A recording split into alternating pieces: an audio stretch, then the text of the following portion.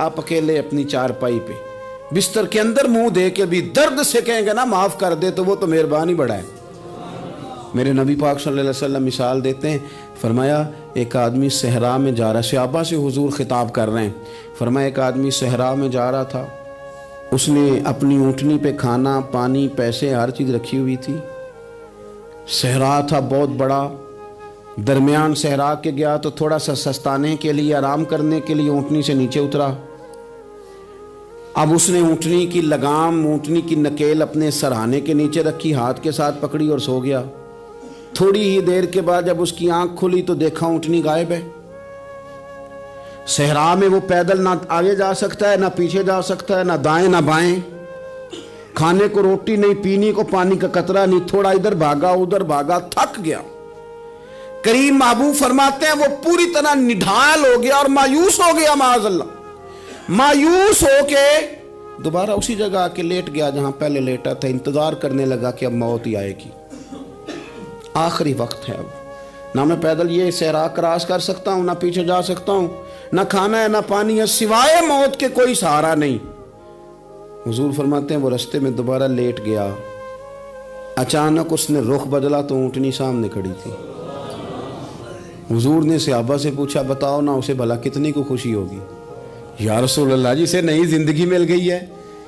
آپ دیکھیں نا سارے ڈاکٹروں نے کہہ دیا کہ اس کے تو گردے معدہ جگر ہر چیز ختم ہے، گھر لے جاؤ خدمت کرو، ہر طرف پریشانی ہے۔ وہ بندہ بھی سمجھ گیا ہے کہ آخری وقت آ گیا، کل جاؤں پرسوں جاؤں، تیاری ہو گئی، سب لوگ آ گئے، باہر والے بھی آ گئے، یہ ماحول ایک عجیب رنگ اختیار کر گیا۔ اچانک ایک ڈاکٹر نے آ کے کہا نہیں نہیں غلطی لگ گئی تھی۔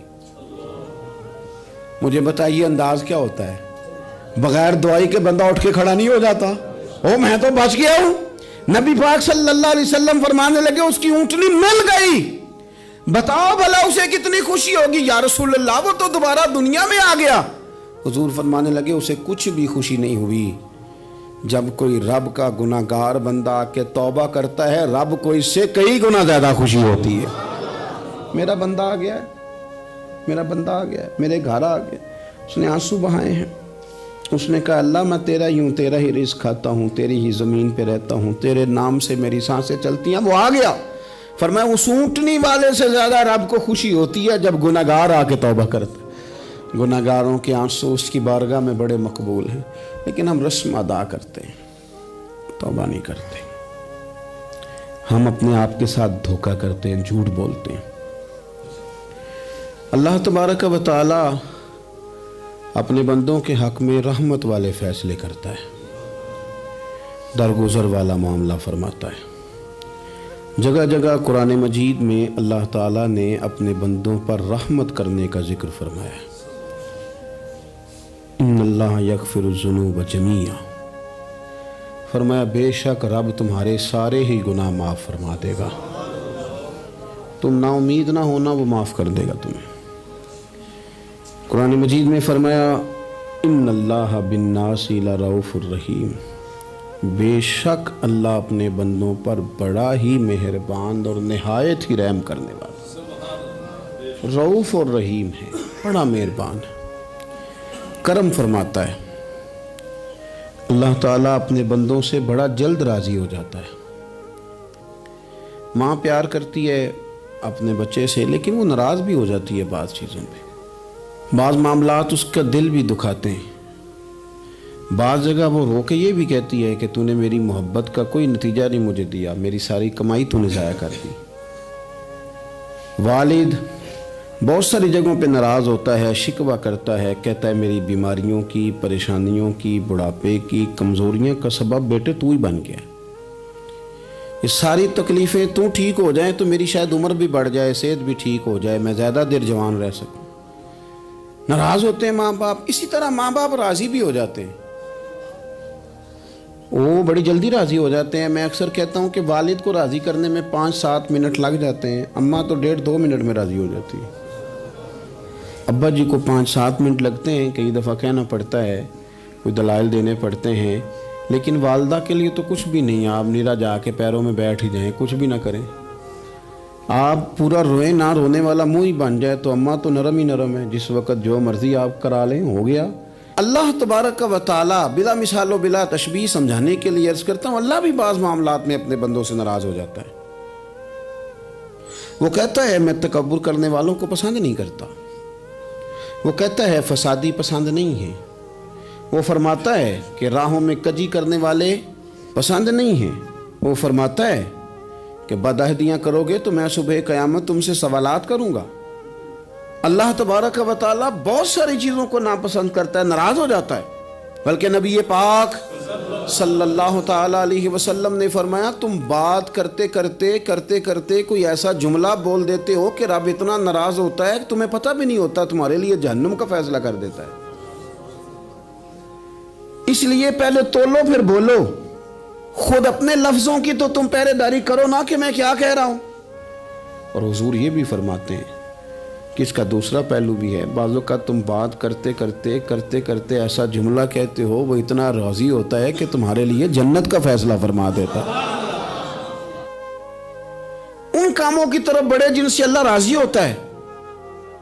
میرے نبی پاک صلی اللہ تعالی علیہ وآلہ وسلم نے ارشاد فرمایا، بعض احادیث میں لفظ یہ ہیں کہ اللہ اپنے بندوں کو دیکھ کے مسکراتا ہے جو اس کی شان کے لائق ہے۔ جس ترتیب سے ہم مسکراتے ہیں، جس ترتیب سے ہم روتے ہیں، جس ترتیب سے ہم کسی بات کا اظہار تشکر کرتے ہیں، خدا ان باتوں سے پاک ہے۔ اب بہت ساری حدیثوں میں آیا کہ وہ مسکراتا ہے، تو کیا مطلب ہے مسکرانے کا؟ تو علماء تفسیر نے لکھا ہے مسکرانے کا مطلب یہ ہے کہ وہ بڑا ہی راضی ہوتا ہے اپنے بندے سے، بڑا راضی ہوتا ہے، یہ مطلب ہے۔ ایک تو مسکرانے کا مطلب یہ کہ وہ بڑا راضی ہو گیا، وہ مسکرا دیا اپنے بندے پہ۔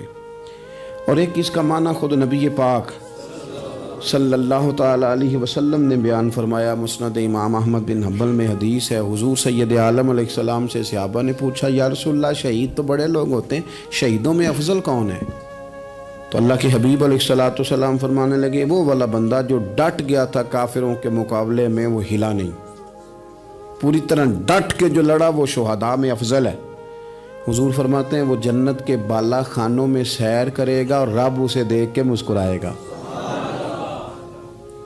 رب اسے دیکھ کے مسکرائے گا، اللہ تعالیٰ مسکراتا ہے اسے دیکھ کے۔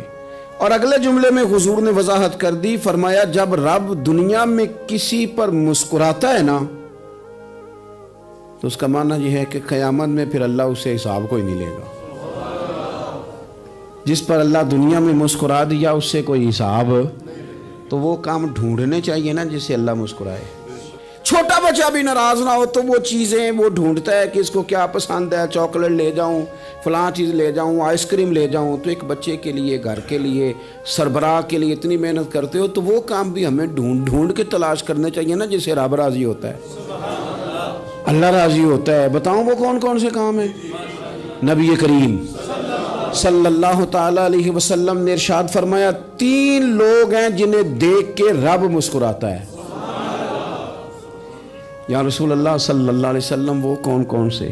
تو محبوب فرمانے لگے ایک وہ بندہ ساری مخلوق سوئی ہے، آدھی رات ہے، رات کا پچھلا پہر ہے، اس نے اٹھ کے وضو کر لیا، مصلی پہ کھڑا ہو گیا خدا کی یاد میں، فرمایا اسے دیکھ کے رب مسکراتا ہے جو اس کی شان کے لائق ہے۔ مسکراتا ہے اللہ۔ یہ تو سونے کا ٹائم تھا، یہ تو گہری نیند آنے کا وقت تھا، رات کا پچھلا پہر۔ اور سننا میرے بھائی، میرے نبی پاک صلی اللہ تعالی علیہ وسلم فرماتے ہیں جب مسلمان نماز کے لیے صفیں بناتے ہیں نا، ترتیب لگ رہی ہوتی ہے، اب اللہ کی بارگاہ میں کھڑے ہوں گے، قیام کریں گے، رکوع کریں گے، سجود کریں گے، فرمایا جب مومن صفیں بناتے ہیں تو رب دیکھ کے مسکراتا ہے،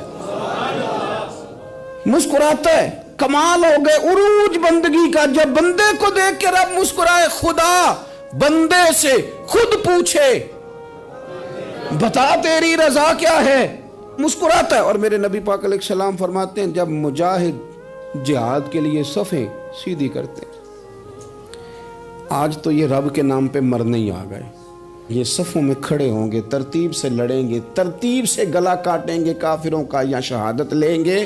فرمایا جب جہاد کے لوگ صفیں بناتے ہیں تو رب انہیں دیکھ کے مسکراتا ہے۔ کتنے نصیبوں والا وہ بندہ ہے جسے دیکھ کے مسکرا دیا. او یار کبھی تیرا بیٹا تیرے سامنے مسکرائے نا چھوٹا تو تیرا دل باغ باغ ہو جاتا ہے. تیری ماں بیمار کسی ایک دن صحیح طرح ہنس پڑے تو طبیعت خوش ہو جاتی.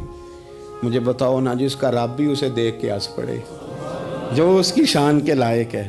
کیا اس بندے کے نصیبیں ہیں, کیا اس کے مقدر ہیں.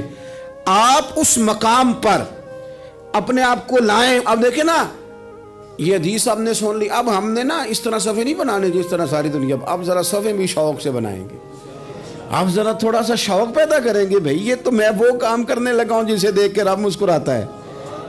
نبی پاک صلی اللہ علیہ وسلم نے فرمایا جب کوئی بندہ توبہ کرتا ہے نا, ہم توبہ کا رٹا لگاتے ہیں, یا اللہ میری توبہ یا اللہ. اور توبہ کا تو مطلب یہ ہے کہ پچھلے گناہوں سے پکی توبہ, آج کے بعد یہ غلطی نہ کرنے کا پکا وعدہ, آج کے بعد رشوت تو نہیں نہ لے گا, ملاوٹ تو نہیں نہ کرے گا, یہ توبہ ہے. اور اگر سارے کام اسی طرح کرنے تو پھر یہ توبہ کا رٹا ہے, تو جتنا مرضی لگاؤ. حضرت علی بن ربیعہ رضی اللہ تعالیٰ عنہ فرماتے ہیں میں مولا علی کے ساتھ تھا, مقام حرہ کی طرف جا رہے تھے, حضرت علی نے ہاتھ اٹھا کے دعا مانگی ہماری تعلیم کے لیے, ورنہ حضرت علی ہم صحابہ کو محفوظ عن الخطا تو مانتے ہیں نا. ہاتھ اٹھا کے کہا اے اللہ ہمارے گناہ بخش دے, تیرے علاوہ کوئی معاف کرنے والا نہیں. اور پھر حضرت علی آسمان کی طرف دیکھا اور دیکھ کے نا حضرت علی بن ربیعہ کو تو مسکرائے. حضرت علی بن ربیعہ کہنے لگے حضور مسکرائے کیوں ہو؟ فرمانے لگے ایک دن میں حضور کے ساتھ اسی طرح آیا تھا, اسی طرح حضور نے دعا فرمائی تھی ہماری تعلیم کے لیے, اور پھر حضور مجھے دیکھ کے مسکرائے تھے اور فرمایا جب کوئی بندہ رب کی بارگاہ میں اس طرح استغفار کرتا ہے تو رب مسکراتا ہے, اور مسکرا کے فرماتا دیکھ لو میرے بندوں کو پتا ہے کہ میرے علاوہ معاف کرنے والا کوئی نہیں, انہیں پتا ہے. تم اس کی بارگاہ میں رجوع تو لاؤ, آؤ تو صحیح دو آنسو لے کر. اقبال کہتے ہیں کہ موتی سمجھ کے شان کریمی نے چن لیا, قطرے دو گرے میرے ار کے انفعال کے. دو میں نے آنسو بہائے تھے تو اس کے کرم نے تو موتی سمجھ کے چن لیے. سنو نا حضور اس استغفار کو اللہ کو یار رات کو توبہ کر کے سونا چاہیے ہمیں.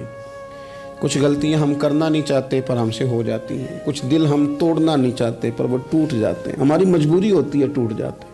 رات کو اس کی بارگاہ میں ہاتھ باندھ کے کشکول طلب دراز کر کے خوب استغفار پڑھنا چاہیے کہ مالک بندے ہیں نا کیا کریں, خدا را خیال کریں, دنیا روٹتی ہے تو روٹ جائے, رب رسول ناراض نہ ہونے پائیں, اس کا خیال کریں. حضور فرماتے ہیں وہ مسکراتا ہے, اسے خوشی ہوتی ہے جب کوئی اس کا بندہ اس کی طرف رجوع کرتا ہے. میرے عزیزو رسول پاک صلی اللہ تعالی علیہ وسلم نے ان لوگوں کے تذکرے کیے جنہیں دیکھ کے رب مسکراتا ہے. نبی پاک صاحب الالاق صلی اللہ تعالی علیہ وسلم فرماتے ہیں, مسند امام احمد بن حنبل دیکھیے, فرمایا رب اس وقت بڑا ہی مسکرائے گا جب قاتل بھی جنت میں جائے گا, مقتول بھی جنت میں جائے گا. یا رسول اللہ مقتول تو گیا, یہ قاتل کیسے چلا گیا؟ حضور فرماتے ہیں جائے گا, اور جائے گا اور رب مسکرائے گا جو اس کی شان کے لائق ہے. یا رسول اللہ کس طرح؟ تو نبی پاک صلی اللہ علیہ وسلم فرمانے لگے اس نے ایک مومن کو قتل کیا تھا, وہ شہید ہو کے جنت میں چلا گیا. اب اللہ نے بعد میں اسے توبہ کی توفیق دے دی. پہلے اس نے کلمہ پڑھا, پھر یہ میدان میں اترا, کافروں سے لڑا, یہ شہید ہوا, رب نے اسے بھی جنت دے دی. قاتل بھی جنت میں, مقتول بھی جنت میں. اور بات اتنی انوکھی ہے کہ رب دیکھ کے مسکرا رہا ہے جو اس کی شان کے لائق ہے. ہم جلدی میں ہیں, ہم انتظار نہیں کر رہے کہ شاید توبہ کر جائے, ہم انتظار نہیں کر رہے. لیکن میرے عزیز اتنی جلدی نہ کریں. سوچوں کا صاف ہونا, ذہنوں کا پاک ہونا, اور لوگوں کے بارے میں گمان کا اچھا ہونا. آپ کسی نفسیات کے ڈاکٹر کے پاس چلے جائیں, اسے کہیں ٹینشن بڑی ہے, میں ان کے مضامین پڑھتا رہتا ہوں, وہ سب سے پہلا سبق آپ کو یہ پڑھائیں گے کہ اچھا سوچا کریں. اچھا سوچنے سے بندہ تندرست رہتا ہے. کس سے بندہ تندرست رہتا ہے؟ ہیں جی واقعی رسول کائنات سرور دو عالم صلی اللہ تعالی علیہ وسلم فرماتے ہیں کہ اللہ مسکراتا ہے. سنو, نبی پاک صلی اللہ علیہ وسلم کے پاس مہمان آ گیا, بخاری مسلم ہے. हुजूर ने अज़वाज मुतहरात के घरों में पैगाम भेजा, कुछ चीज़ है ज़ियाफ़त के लिए? या रसूलल्लाह कुछ भी नहीं, ये दो जहां के शाह हैं और पास कुछ रखते नहीं, दो जहां की नेमतें हैं इनके खाली हाथ में। या रसूलल्लाह कोई चीज़ भी नहीं। हुजूर ने सहाबा के मजमे पे नज़र डाली, या रसूलल्लाह सल्लल्लाहु अलैहि वसल्लम हुक्म हो, तो हुजूर फरमाने लगे तुम में से कोई बंदा है जो इसे घर ले जाए रोटी खिलाए? एक सहाबी उठे फौरन, हुजूर मैं लेके जाता हूँ खाना खिलाता हूँ। फरमाते हैं मेरे घर में सिर्फ बच्चों का खाना था, ये नहीं कि फ्रीजर भरा हुआ है नेमतों से, सिर्फ बच्चों का खाना। ये नहीं कि किसी को देख के अपनी हंडिया पे बर्तन दे लिया, सिर्फ बच्चों का खाना। कहते हैं घर गया, बीवी से कहा क्या कैफियत है? कहने लगी बच्चों की रोटी है। मैंने कहा बच्चे सुला दे, सुबह नाश्ता कर लेंगे। तो कहने लगी आप क्या खाएंगे? तो मैंने कहा ना मैं खाऊंगा ना तू खाएगी, मेहमान जो नबी पाक का है। कहा अच्छा, अब जरा तजवीज़ देखो मियाँ बीवी की सूझी आपस में। कहते हैं खाना लगा देना, क्योंकि एक आध बंदे का खाना है। अपनी गुर्बतों का हर जगह इजहार करना, रोना रोना, ये देखो गुर्बत कैसे छुपाई जा रही। उसको कहा नहीं कि चल तू थोड़ा रहम खा, तू आया है तू थोड़ा रहम खा, ये नहीं कहा उठ के ना तू खाना रखना और उठ के ना चिराग ठीक करने के बहाने बुझा देना। हम दुनिया वालों के सामने क्यों अपने दुख बयान करें? हम जो कहेंगे रब रसूल की बारगाह में कहेंगे। तू ना चिराग ठीक करने के बहाने, अहलिया उठी, खाना देने के बाद चिराग ठीक करने के बहाने बुझा दिया। खामद भी हाथ चलाते रहे, बीवी कभी बर्तन रखती कभी उठाती, पता चले कि खाना खा रहे हैं, खाना खाया जा रहा है।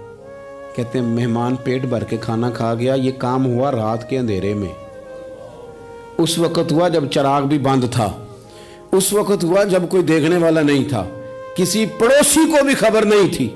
फरमाते हैं सुबह के उजाले में उस मेहमान को लेके मस्जिद नबी में मैंने कदम रखा तो नबी करीम ने फरमाया रात जो तुमने काम किया है ना, उसे देख के मेरा रब बड़ा मुस्कुराया है, अल्लाह बड़ा मुस्कुराया है। अल्लाह तर दामनी पे शेख हमारी ना जाइए, हम दामन न छोड़ दें तो फरिश्ते वुजू करें।